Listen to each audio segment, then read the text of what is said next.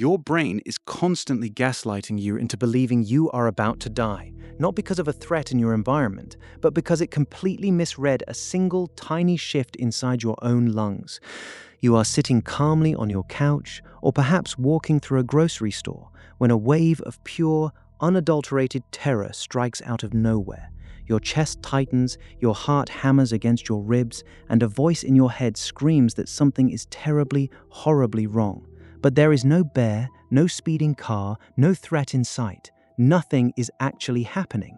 You have just fallen victim to your body's most sensitive, hidden panic tripwire, and your conscious mind was the last to know. How does a healthy biological machine suddenly misfire so spectacularly? To understand this internal betrayal, we have to look at a hidden sense you probably never learned about in school. We all know about sight, sound, taste, touch, and smell. But there is a silent, sixth sense running in the background of your life every single second. It is called interoception.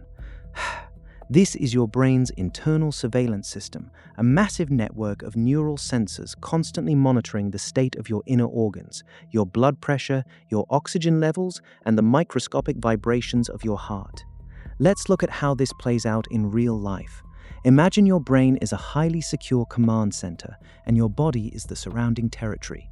Most of the time, the communication lines are clear and predictable, but sometimes a tiny, harmless fluctuation, a slight drop in blood pressure, a brief pause in your breathing pattern, or a minor spike in acidity gets transmitted up the vagus nerve to a deep brain region called the insular cortex.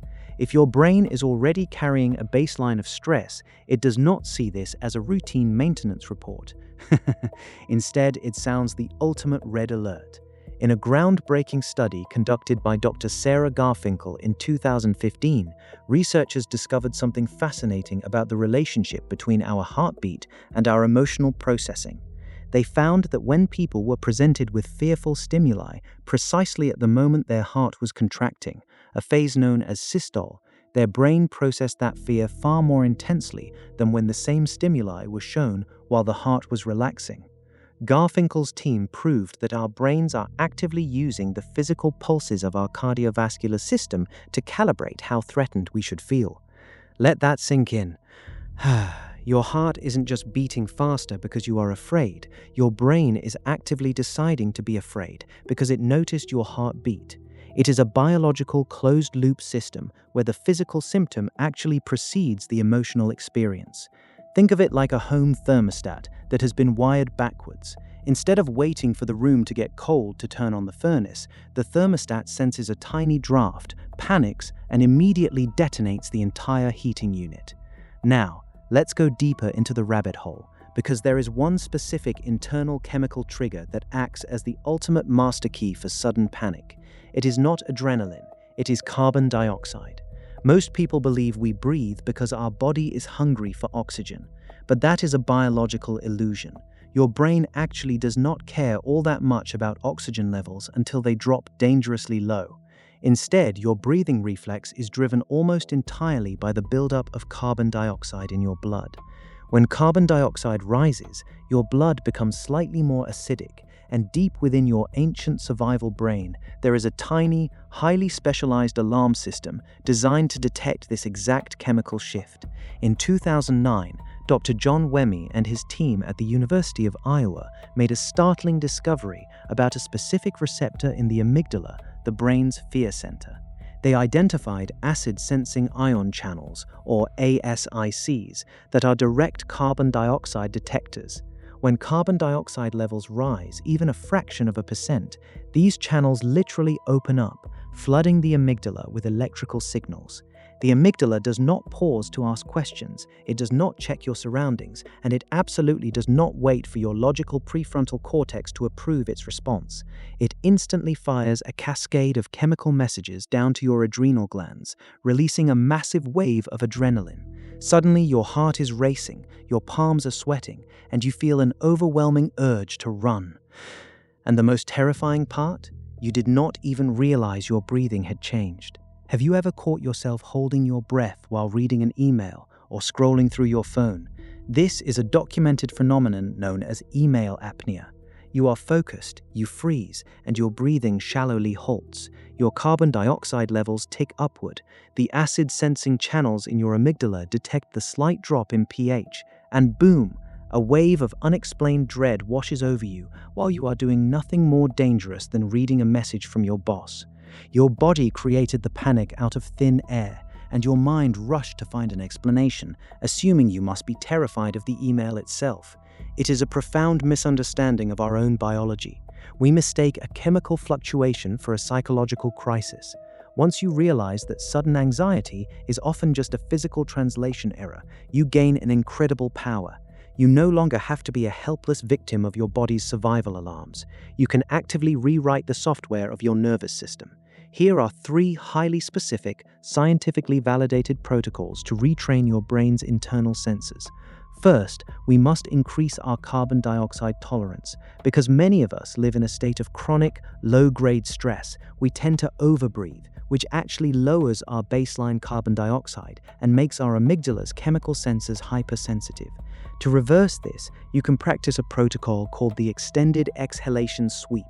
It works by deliberately slowing down your out-breaths to twice the duration of your in-breaths. For example, you inhale gently through your nose for a count of 4, and then exhale slowly, smoothly, as if blowing through a straw, for a count of 8. Doing this for just 3 minutes a day recalibrates those acid-sensing ion channels in your amygdala. You are teaching your brain that a slight buildup of carbon dioxide is safe, dampening the alarm before it ever has a chance to trigger. Second, we need to utilize a technique called interoceptive exposure. This sounds intimidating, but it is actually an incredibly empowering form of neurological training. Instead of running away from the physical sensations of panic, you intentionally, safely recreate them in a controlled environment.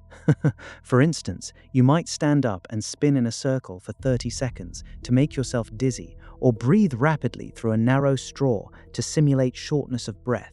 By experiencing these physical sensations while consciously knowing you are completely safe in your living room, you are severing the link between the bodily signal and the fear response. You are telling your insular cortex, this sensation is just data, not danger. Over time, your brain stops misinterpreting these normal physical fluctuations as emergencies. Third, you must implement immediate somatic labeling the very moment you feel a wave of anxiety start to rise. The human brain is a meaning-making machine. If it feels a physical flutter, it immediately searches for a narrative to explain it. If you are at work, you assume you are failing. If you are at home, you assume your health is collapsing. To break this loop, you must intercept the narrative. The moment you feel your heart rate spike or your chest tighten, state out loud or in your mind, "This is not fear. This is just an interoceptive check-in. My body is processing carbon dioxide." By labeling the physical sensation with scientific accuracy, you keep your logical prefrontal cortex online, preventing the amygdala from hijacking your entire cognitive space. Take a deep breath and let that settle in. For years, you may have looked at your sudden moments of anxiety or panic as a sign of weakness, as proof that your mind was somehow fragile or broken. You may have felt frustrated that you could not control your own thoughts when the dread rolled in. But now, you see the truth. Your mind is not weak. Your body is not broken. In fact, it is quite the opposite. Your survival systems are working beautifully, running an incredibly sophisticated ancient defense program designed to keep you alive at all costs. Your brain is simply a hyper-vigilant protector that is occasionally too enthusiastic about its job. You do not need to fight your body. You do not need to fear your own physical sensations. When your heart races, it is not an enemy attacking you from within. It is an ally showing you how deeply alive you are, even if its calculations are slightly off. Once you understand the biological language of your nervous system, you can stop fighting the waves and start learning how to ride them. You are no longer at the mercy of a secret panic trigger. You are the operator of the machine. Now that you know how your body's silent sensors can trick your brain into panic, you have the exact blueprint to take back control of your nervous system. Practice these protocols. Teach your amygdala a new language. If you want to continue decoding the hidden biological programs that dictate your emotions, your habits, and your daily decisions, subscribe to Habit Decoded. Because the things we take for granted about our everyday experiences are often run by forces we never even think to question. In our next exploration, we are going to dive into a shocking phenomenon regarding how your brain actually warps your physical perception of time itself when you are under pressure, and how you can manipulate this neural mechanism to slow down the world around you. See you there.